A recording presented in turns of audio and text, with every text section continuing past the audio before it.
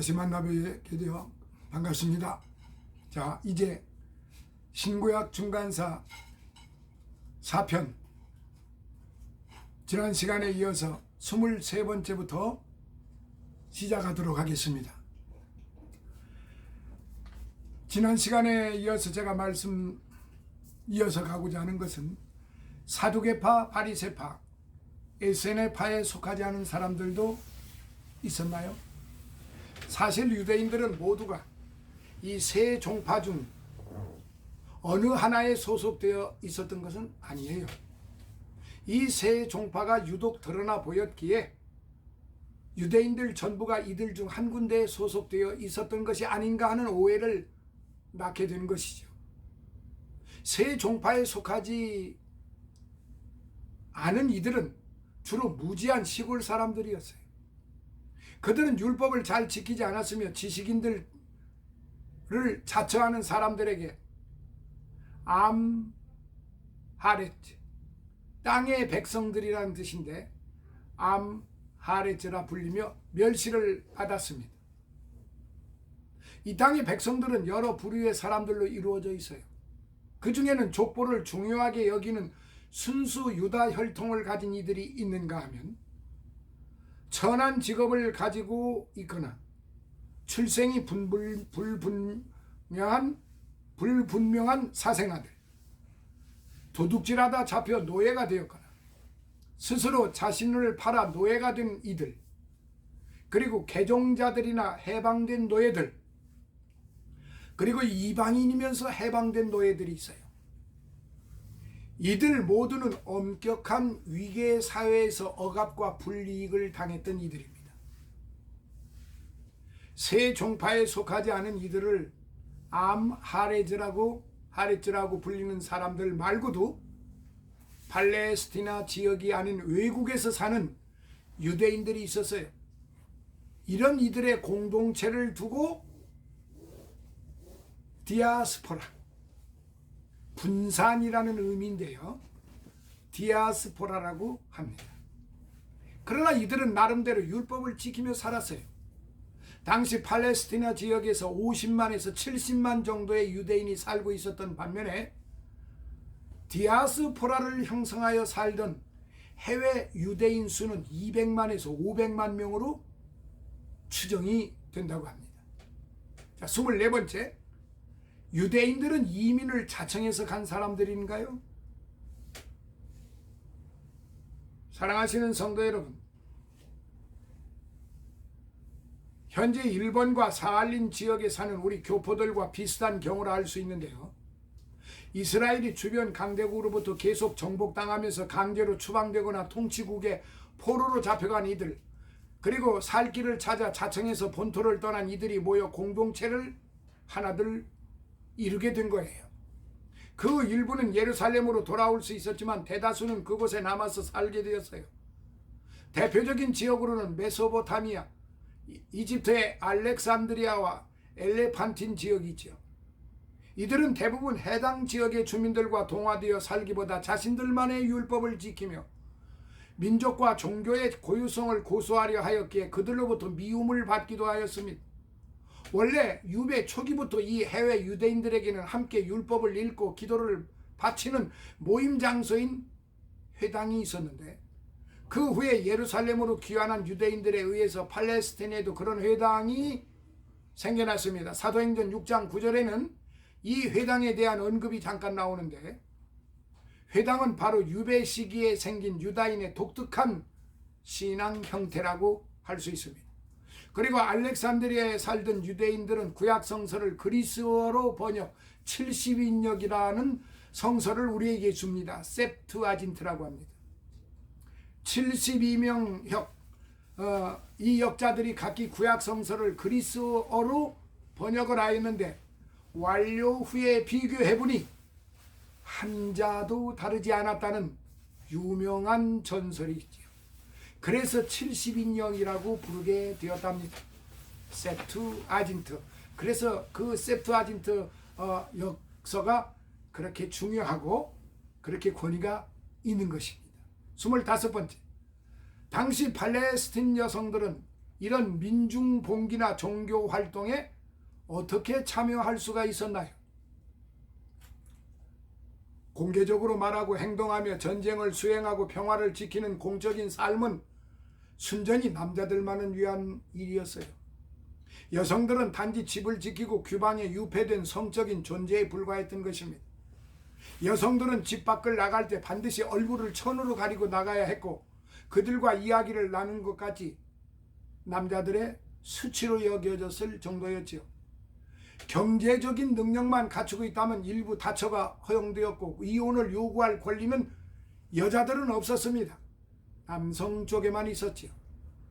성전에는 이방인의 뜰과 여성의 뜰이 따로 마련되어 있어 여성들에게는 이곳에만 출입이 허용되었을 정도여서 종교적인 활동과 의무에서도 여성은 심한 제약을 받았던 것이죠. 후에 있었던 일이지만 예수님의 여성관과 결혼관은 이스라엘 역사상 유례없는 것이었습니다. 자, 그런데 여기서 참고적으로 제가 한 가지만 말씀드리겠어요. 여러 사연이 있지만은, 애굽에서 60만 명의 장정들이 탈출했다고 그랬습니다. 그런데 그 60만 명의 그 장정들이라고 하는 것은 거의 다 그 노인들을 말하는 게 아니에요. 그런데 거기 여성이라는 말이 빠집니다. 여자가 몇 명이라는 말이 없어요. 그들에게는 거의 다 가족들이 다 있잖아요. 그리고 그들의 자식들도 있잖아요. 그들의 부모들들, 조상, 오래 사는 사람, 장수하는 사람들도 있을 거 아니에요. 이걸 다 합하면은 추정해서 200만 명이 넘는다는 거죠. 근데 거기에 이스라엘의 장정들을, 남자들을 얘기했을 때 여성들이 몇 명이다 이 말이 없어요. 그러니까 여성들에 대한 제약이라기보다는 여성들에 대한 관한 논의는 이미 그 오래 전부터, 출애굽 당시서부터, 물론 그 전에도 그랬겠지만은 정확하게 출애굽 당시에서부터 본격적으로 여성이라고 하는 이름이 그만큼 없었다는 사실. 그러니까 여성은 어떤 수치에 들어가지 않았다는 거예요. 놀라운 일이죠. 그런데 예수님의 여성관과 결혼관은 이스라엘 역사상 유례없는 것이었다는 사실이에요. 자, 26번째. 자, 그러면 조금 건너뛰어서 마따디아, 유다, 메카비, 요나단, 시몬으로 이어진 하스몬 일가의 통치는 그 후 어떻게 되었는가요? 위에서 하스몬 일가의 시몬과 그의 두 아들이 셀류코스 왕조의 군대를 대파하여 독립을 얻었다는 이야기까지 제가 말씀드렸어요. 그 시몬이 그의 사위에게 피살, 기원전 134년 아들 아리스토블로 1세가 그 자리를 맡게 되면서 비로소 왕이라는 칭호를 사용하게 됩니다. 다음 왕위는 계속하여 동생, 그 아내, 동생의 큰아들, 둘째 아들로 이어졌고, 대부분 왕위에 앉은 이들은 대제사장까지 겸직했어요. 기원전 64년에 로마 제국의 폼페이우스 장군이 시리아를 속주로 만들고 팔레스틴도 시리아 속주에 포함시켰지요. 이제 이스라엘 역사에서 로마 시대가 시작이 된 거예요. 그러니까 기원전 64년에 로마 제국의 폼페이우스 장군이 시리아를 속주로 만들고 팔레스틴도 시리아 속주에 포함시키고, 여기서부터 이스라엘 역사에서 로마 시대가 시작된 것이다, 이렇게 보면 됩니다. 팔레스틴이 로마 제국의 지배하에 들면서 하스몬 왕가는 몰락하게 되었어요. 헤로디아 가문이 통치하게 됩니다. 헤로디아 가문이 누군지 아시죠? 신약 성서에서 만나게 되는 헤롯도 바로 이때 등장한 인물이고, 세린이, 호구주산이 하는 용어들도 이때 등장한 것들이지요. 자, 27번째. 헤롯 가문은 유대 출신이 아니었는데 어떻게 이스라엘을 통치하게 되었을까요? 그들은 이두메 출신이었습니다. 이두메인이란 유대 왕국 남쪽에 인접한 에돔 사람들을 가리키는 말인데, 하스몬 왕가의 요한 힐카누스 치세 때 기원전 134년부터 104년 유대에 합병되면서 거의 유다 백성의 일부로 간주된 이들이었습니다. 그러므로 순수 유대인이 아닌 반쪽 유다인이라 할 수 있죠.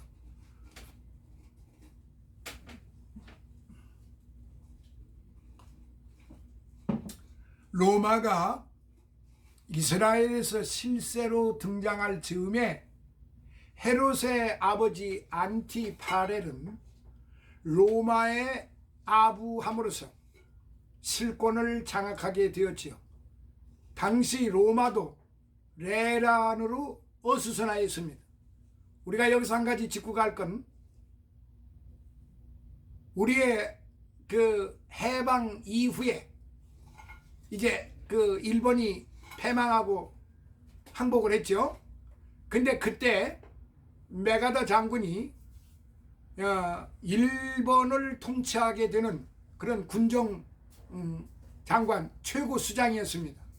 메가다 장군이. 그런데 이 메가다 장군에게 어느 날 편지를 쓴 사람이 있습니다. 그 편지를 쓴 내용을 보고 메가다 장군이 그만 아주 감명을 받았어요. 영어 문법도 정확하고 또 내용도 아주 마음에 들고. 근데 이 사람이 과연 누구였나 알아보니까 바로 하와이에서 자칭 독립운동을 했다고 하는 이승만 박사였습니다. 그리고 그는 상하이 상해 임시정부 국무원, 즉 임시정부 대통령까지 되었던 사람입니다. 그런데 그가 하와이에 와서 메가다 장군에게 편지를 보낸 겁니다. 근데 메가다가 이 이승만의 그 편지를 보고 감동을 받은 더 큰 이유 중에 하나가, 그가 미국 쪽 영향을 받은 사람이었다 이것이요. 그럼 미국 쪽 영향을 받았다는 말은 무슨 말인고 하니, 미국에서 아주 전통이 있는 프린스턴 대학교의 박사라고 하는 사실이었습니다.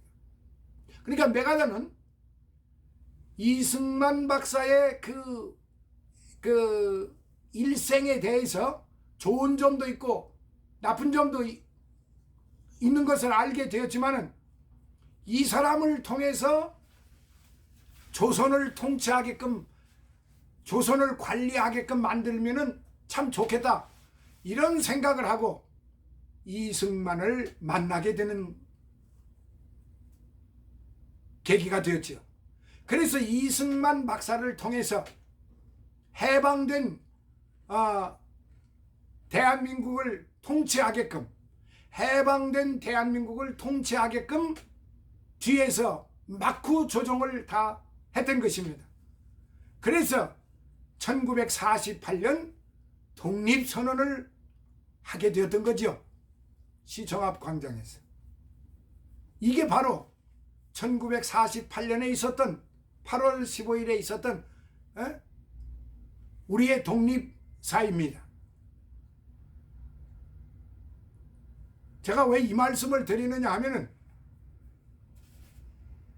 물론 여러 가지 장단점이 있습니다. 이승만 박사에 대해서는 좋은 여론과 나쁜 여론이 교차하고 있어요. 그런데 그때 기회를 포착을 아주 기가 막히게, 그 기회를 포착을 잘했다는 겁니다. 상해에 있는 임시정부 그 관료들은 그냥 오로지 독립운동에 심혈을 기울였고 이제 금이 환영하는 것으로 생각하고 있다가 그냥 하루아침에 순식간에 뒤통수를 얻어맞은 그런 꼴이 되죠. 그래서 모두가 다 개인 환국, 개인으로 다 입국을 해야 하는 그런 안타까운 상황이 되어버렸지요. 그런데 이 안티파렐이라고 하는 헤롯의 아버지 안티파렐이라고 하는 이 사람이 강력한 이 로마 정부에 아부함으로써 실권을 장악하게 되었더라는 사실입니다. 당시는 로마도 레란으로 어수선했던 시절입니다. 그러나 로마의 통치자가 바뀔 때마다 안티파렐은 적절한 충성심을 보여 계속 신임을 얻었어요. 그래서 황제 카이사르에게조차 로마 시민권을 받게 되었고 총독으로 임명이 되었죠. 안티파렐은 이제 모든 정치적 영향력을 동원하여 로마의 편에 서서 공개적으로 팔레스틴에서 그들의 입지를 강화해 나갔습니다. 매국노지요. 그러니까 그들 자신의 두 아들 중 파사엘에게 유대와 베레아 지역의 통치권을, 헤롯에게 갈릴리 지역의 통치권을 넘겨주기도 했습니다. 그의 두 아들도 아버지와 다를 바 없었지요. 오히려 헤롯의 경우는 누구보다도 더욱 악독하여 로마의 정책을 앞장서서 수행해 나갔습니다. 유대인들의 반발은 있었지만은 자신들의 정적을 가차없이 숙청, 살해하는 헤롯의 폭정 앞에서 그들은 어쩔 수가 없었습니다. 헤롯 자신의 위치를 공고히 해나가기 위해서 마사다와 같은 요새 건설과 식민시설 설치, 예루살렘 성전을 증축하면서 그에 필요한 막대한 비용을 조달하기 위해 무자비하게 세금을 징수했습니다. 그래서 마지막으로 지어진 성전이 헤롯 성전인 것입니다. 그래서 이 헤롯 성전은 경건하지 못했던 성전이 되어버린 거고, 결과적으로는 기원 후 주후 70년에 돌 위에 돌 하나도 남지 않으리라고 파괴되리라고 주님이 그렇게 말씀하셨잖아요. 그런데 정말로 기원 후 70년에 헤롯 성전은 돌 위에 돌 하나도 남지 않고 다 파괴가 되어버렸던 것입니다. 그러니 유대인들의 분노는 점점 높아져 극에 달할 수밖에요. 결국 안티파렐은 암살을 당했으나 헤롯에게는 전화위복이 되어 그의 입지는 더욱 확고해졌고 로마 제국의 원로원으로부터 유다와 사마리아의 왕이라는 존칭을 받기도 했습니다. 그러니까 유다 왕이 되어버린 거예요. 헤롯 가문에서 왕이라는 칭호를 사용한 것은 이 헤롯밖에 없었습니다. 자, 28번째. 헤롯이 신약 성서에서 자주 등장하는 그 헤롯 왕인가요? 신약 성서에서 자주 등장하는 헤롯은 바로 이 사람의 아들 헤롯 안티파스입니다. 세례자 요한을 잡아들였던 헤롯, 예수님을 신문했던 헤롯, 바로 헤롯 대왕의 아들 헤롯 안티파스입니다. 헤롯 대왕이 죽으면서 기원전 4년이죠. 그의 세 아들에게 모든 것을 상속해 주었는데 아켈라오에게는 유대와 사마리아를, 헤롯 안티파스에게는 갈릴리와 베레아를, 필립에게는 대부분의 북동부 지역을 물려주었습니다. 이들은 모두 이복 형제들이었습니다. 어쨌든 아켈라오는 10년도 못 되어 로마로부터 파면당하고, 필립은 서기 34년에 죽었고, 헤롯 안티파스도 39년에 파직당하여 모든 영지는 로마 총독 관할로 기속되었습니다. 서기 41년부터 44년까지 헤롯 가문 출신 헤롯 아그리파, 아켈라오 아들이죠. 헤롯 아그리파 1세가 통치한 적도 있었지만은 그 외에는 로마인들이 팔레스틴을 직접 통치를 66년까지 했습니다. 자, 29번째. 로마가 직접 통치하면서 달라진 점이 무엇일까요? 로마 제국은 우선 세제 개혁을 목적으로 호구조사 실시, 주민의 수요와 그들의 자산 상태 정확히 조사, 세금 확실하게 징수, 통치자 의도인 동시에 민족 전체를 얽어매려 통치하려는 기초 작업이었습니다. 누가복음 2장 1절부터 7절에서는 예수님의 탄생이 이 호구조사 때 이루어졌음을 이야기하고 있습니다. 그러나 역사적으로 볼 때 이스라엘에서 처음 호구조사를 실시한 시기는 서기 6, 7년경이고, 예수님은 헤롯 대왕 치세 때 기원 전 37년부터 4년에 태어난 것으로 미루어 호구조사와 예수님의 탄생은 무관한 것이라 할 수 있습니다. 이 호구조사는 유대인들을 분노케 했고, 호구조사에 따른 세금 정책과 징수를 맡은 세리들도 유대인들에게 혐오와 경멸의 대상이 되었는데, 이런 모습을 우리는 신약 성서에서 자주 볼 수 있어요. 자, 30번째. 유대인들의 분노가 구체적으로 어떻게 표현되었나요? 이것은 마카비 항쟁에서 유대인들이 보여주었던 것처럼 다시 한번 유대인들의 민족주의적 감정에 불을 질렀어요. 열렬당원 출현은 그 대표적인 시발이라고 할 수 있지요. 출발은 이렇습니다. 호구조사에 의해 12세 또는 14세부터 65세까지 주민은 관할 지역에 한 데나리온을 바쳐야 한다는 인두세 정책이 발표되자 갈릴리 사람 유다가 거부하고 나서서 바리사이파 사람 사독과 함께 동지들을 모아 열렬당을 조직했고 공개적으로 투쟁할 것을 선언하였습니다. 그들은 로마 제국 황제의 모습이 새겨진 은화 데나리온을 세금으로 바치는 것은 우상 숭배이며 하나님만이 유일한 이스라엘의 통치자임을 강조하였습니다. 이들의 주장에서 알 수 있듯이 열렬당원들은 율법에 순종하기 위해서는 어떤 것과도 타협하지 않겠다는 각오로 다져진 이들이었어요. 따라서 자신들에게 긍정적이지 않은 모든 사람들에게 폭력으로 대항을 했습니다.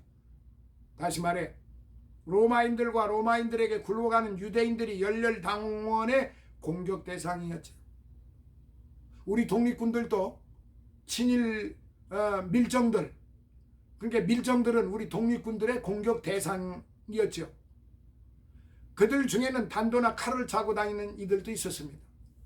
예수님의 제자 시몬도 열렬당원이었던 것을 기억하실 것입니다. 자, 31번째. 그러면 열렬당원의 사상은 이전에 마카베오 항쟁을 일으킨 마카비 일가의 사상과 비슷한 것인가요? 그렇지 않습니다. 열렬당원들은 앞으로 하나님의 통치 외에는 그 어떤 세상의 통치도 없다고 생각을 했고, 자신들을 마지막 날 이 세상을 심판할 메시아라고 생각을 했습니다. 그들에게 있어서는 현재는 하나님의 진노와 채찍만이 있는 마지막 시간일 뿐이었습니다. 그런 점에서 열렬당원들은 누구와도 타협할 수 없었고, 특히 로마에게는 맹세코 저항해야 한다고 여겼던 것입니다. 여기서 통치자들과 타협할 수 있다고 인식한 마카비 일가의 봉기와는 근본적인 차이점이 있습니다. 그래서 열렬당원들은 위세에 몰렸을 때 과감히 자결할 수도 있었지요. 이들이 지닌 사상은 지극히 종말론적이고 묵시문학적이었습니다. 바로 다음에 이어지는 유다 전쟁에서도 열렬당원들은 주축이 되었다. 열렬당원들이 주축이 되었던 것입니다. 자, 32번째. 그러면 그 유명한 예루살렘 성전 파괴로 이어진 전쟁 말이군요. 어떻게 해서 처음 시작이 되었나요? 서기 66년에 플로루스 총독이 무자비하게 백성들을 착취하고 이에 반항하는 유대인들을 예루살렘에서 십자가형에 처하자 그동안 쌓였던 유대인들의 분노가 폭발한 것이지요. 그 분노는 걷잡을 수 없이 타올라 이제 타협도 불가능. 대제사장 궁궐 로마 사령관이 거주하는 안토니우스 성은 모두 불에 탔고 로마의 보병대는 마지막 한 사람까지 유대인들에 의해 학살당했습니다. 열렬당원들은 마사다 요새와 헤로디온 요새를 점령하였고 후에 역사가로서 저서를 남겨 우리에게 그 시대의 사건들을 전해준 역사가 요세푸스도 당시 열렬당의 지도적인 역할을 하였으며 로마 제국의 황제 네로는 상황이 긴박함을 알고 베스파시아누스 장군에게 이 반역자들을 진압하라는 명령을 내렸지요. 로마군에 의해 대부분 쉽게 함락되었지만 예루살렘은 그리 만만치 않았지요. 이때 그리스도인들은 유대인들과 합류하지 않고 베레아와 펠라와 피신한 상태였고 바리새파 지도자들은 예루살렘 서편 지중해 연안에 있는 얌리아로 피했으며 그곳에서 집회를 열며 상황을 살피고 있었습니다. 피비린내 나는 싸움은 계속되었지요. 서기 70년 6월 안토니오 성 함락, 같은 해 9월에 예루살렘 성전도 함락되어 성전은 불타버렸습니다. 예수님이 말씀하신 대로 돌 위에 돌 하나도 남지 않고 다 불타버렸어요. 사해 서안에 있는 천연 요셉 마사다에서는 열렬당원들이 서기 74년까지 치열하게 항거하다 끝내 모두 자결함으로써 이 유대 전쟁은 막을 내렸습니다. 자, 33번째. 그러면 이제 유대교 아닌 이스라엘 역사는 끝나버린 건가요? 그런 것은 아니죠. 유다 전쟁으로 열렬당원 사두개이파, 에세네파 모두 소멸하고 바리사이파에만 남았습니다. 유대인들은 현상 유지만을 고집했던 사두개파도 호전적인 민족주의자들의 종말론적인 호기도 모두 꿈에 불과한 것임을 자각하게 되었지. 이제 유대교는 종말론적인 사상에 매여 마냥 누군가를 기다릴 수만은 없는 것을 깨닫기 시작을 했어요. 그들에게는 오직 한 길, 바로 바리새파가 강조한 율법 중심의 공동체만 이 자기 자신들이 가야 할 길임을 인식하게 된 것이지요. 그런 의미에서 유대인의 관점에서 구약을 바로 탈무드로 이어진다는 것을 알 수 있습니다. 이것이 그리스도인들과는 다른 점이죠. 그리스도인들에게 있어서 구약은 예수 그리스도에 이르러 막을 내렸고 구약의 역사는 예수 그리스도를 통하여 구원의 역사였음이 증명되었다고 고백을 합니다. 그러므로 유대교와 그리스도교는 모두 한 분이신 같은 하나님을 숭배하고 같은 신앙의 유산을 물려받았다고 할 수 있는 것입니다. 오늘날까지도 이스라엘의 역사는 면면이 흐르고 있어요. 유대인들에게서 또한 새 이스라엘 백성이라고 자각하며 사는 모든 그리스도인에게서 말합니다. 그러니까 영적으로 말하면 우리는 이스라엘 백성, 아브라함의 후손들이라는 사실이지요.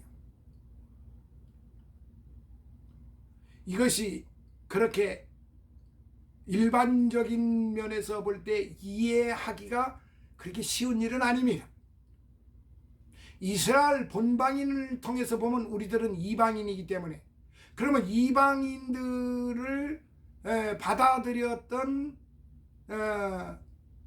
이 상황을 놓고 보았을 때 이방인들이 하나님 앞에 배은 망덕한 짓거리를 무수하게 행했다고 하는 점에서 볼 때 이스라엘 백성들이 볼 때 우리 이방인들인 우리 그리스도 교인들에 대해서 좋게 볼 리가 없습니다. 자, 끝으로 34번째, 신약의 배경이 되는 이 초기 유대교의 역사는 우리에게 어떤 의미가 있을까요? 구약과 신약 성서의 무대는 지중해 연안의 근동지역이라는 같은 장소이지만 사회적 종교적 배경은 서로 다릅니다. 포로 귀환 이후 유대교가 제꼴을 갖추면서 신약의 분위기는 구약과 비교하면 사뭇 달라졌습니다. 그런 의미에서 이 시기는 신약 성서를 이해하기 위한 중요한 열쇠가 됩니다. 이 시기 동안 중동은 세 차례나 판도가 바뀌었고 새로운 문화들이 출현하였어요. 복음서에서 우리는 사내들인의 원로들을 만나고 여러 종파를 만나고 세리를 만나고 예수님께서 회당에서 구약성서를 읽거나 기도하시는 모습을 만날 수 있습니다. 또한 그 시절에 팔레스티나는 유다와 사마리아, 갈릴리로 나뉘어 있었다는 사실을 알게 됩니다. 이러한 모든 것은 전혀 구약에서는 접할 수 없었던 것이기에 놀람과 의문으로 신약을 알게 되는 것입니다. 그래서 이 시기가 우리 그리스도인들에게는 매우 소중한 시기이고 꼭 알아둘 필요가 있는 그런 역사적 그 중간사 배경이요 시기라는 사실을 우리가 잊어서는 안 되는 것입니다. 그래서 제가 1편부터 4편까지 제 1부에서 1부에 1편, 2편, 3편, 4편이 있다는 것입니다. 2부에서는 신구약 중간사를 좀 더 학문적으로 꼭 나열하기보다는 좀 더 우리 목회자님들 그리고 장로님들 우리 집사님들을 위해서 오늘 현대 교회를 섬기시는 분들을 위해서 좀 더 제가 2부에서는 좀 더 구체적인 그런 말씀을 좀 간단 명료하게 드리고 신구약 중간사를 마무리하는 것으로 그렇게 하겠습니다. 자, 1부에 1편, 2편, 3편, 4편을 오늘 이 시간으로 마무리를 했습니다. 그동안 함께 해주신 해외에 계신 우리 동포 여러분, 성도 여러분, 국내에 계신 우리의 그 성도 여러분, 늘 함께 해주시는 여러분들께 다시 한번 예수님의 이름으로 축복하고 감사를 드립니다. 할렐루야. 다시 만나 뵙도록 하겠습니다. 2부에서 다시 뵙도록 하겠습니다. 감사합니다.